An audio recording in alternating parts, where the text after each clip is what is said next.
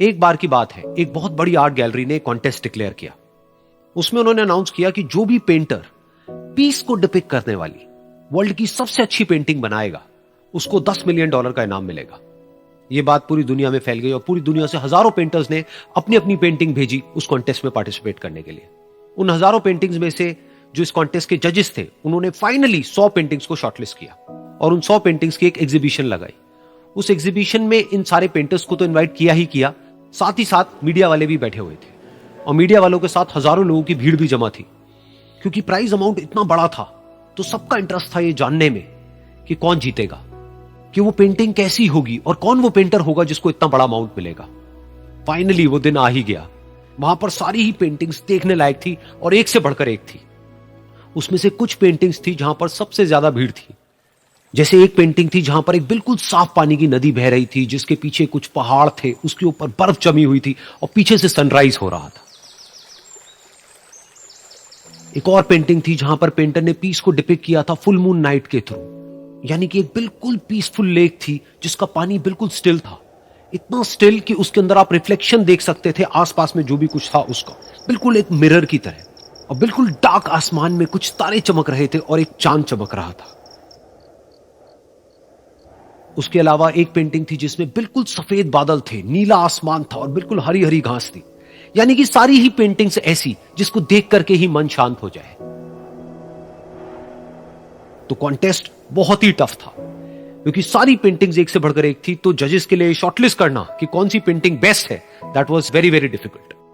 लेकिन वो मोमेंट आ ही गया जब जजेस ने अपना माइंड मेकअप कर लिया और एक पेंटिंग को इन सारी पेंटिंग्स में से सिलेक्ट कर लिया और उस पेंटिंग को एक बड़े से कर्टेन के पीछे रख दिया। सामने वो सारे पेंटर्स बैठे हुए थे, मीडिया वाले थे और हजारों लोगों की भीड़ थी। सबकी क्यूरियोसिटी बढ़ती चली जा रही थी क्योंकि अमाउंट बहुत बड़ा था। लेकिन जैसे ही वो पर्दा हटा और सामने से सबने उस पेंटिंग को देखा तो सब हैरान रह गए। सब एक दूसरे की शक्ल देखने लगे। किसी को कुछ समझ नहीं आ रहा था कि एक्चुअल में हो क्या रहा है, क्योंकि वो पेंटिंग जो वहां पर दिख रही थी वो दूर दूर तक शांति को डिपिक्ट नहीं कर रही थी।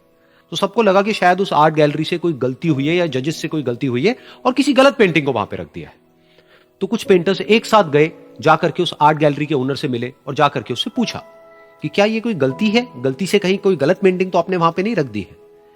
तो आर्ट गैलरी वाला थोड़ा सा मुस्कुराया और बोला, नहीं ये पेंटिंग बिल्कुल ठीक है, जजेस ने इसी पेंटिंग को सिलेक्ट किया है और यही पेंटिंग आज की विनर है। सारे पेंटर्स ये जवाब सुन करके गुस्से से भर गए और सबने मिल करके रिवोल्ट कर दिया।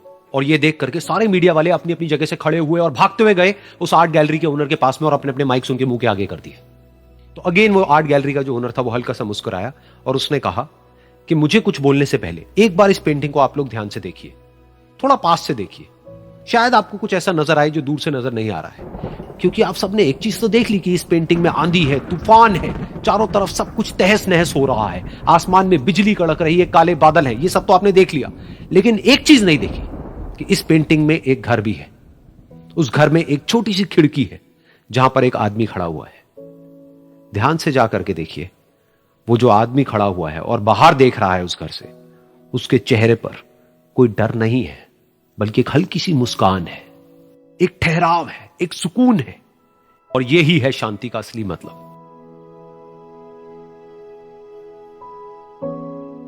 यानी कि शांति का मतलब यह नहीं है कि हमारे बाहर सब कुछ शांत है और फिर हम शांत हैं, क्योंकि वो टेम्पररी है। असली शांति का मतलब यह है कि हमारे बाहर चाहे जो कुछ भी हो रहा हो, हम अंदर से पूरी तरह से शांत हैं, हमारा मन शांत है। क्योंकि जिसका मन शांत नहीं है, उसको चाहे आप कितनी भी सुंदर से सुंदर जगह पर ले जाकर के बिठा दो, वो वहां पर भी जाकर के दुखी ही रहेगा। लेकिन दूसरी तरफ से जिसका मन शांत है, उसके बाहर चाहे कुछ भी हो रहा हो, चाहे मौसम कैसा भी हो, चाहे उसके आसपास में सब कुछ तहस नहस हो रहा हो, तूफान हो, लेकिन वो अंदर से बिल्कुल शांत रहेगा।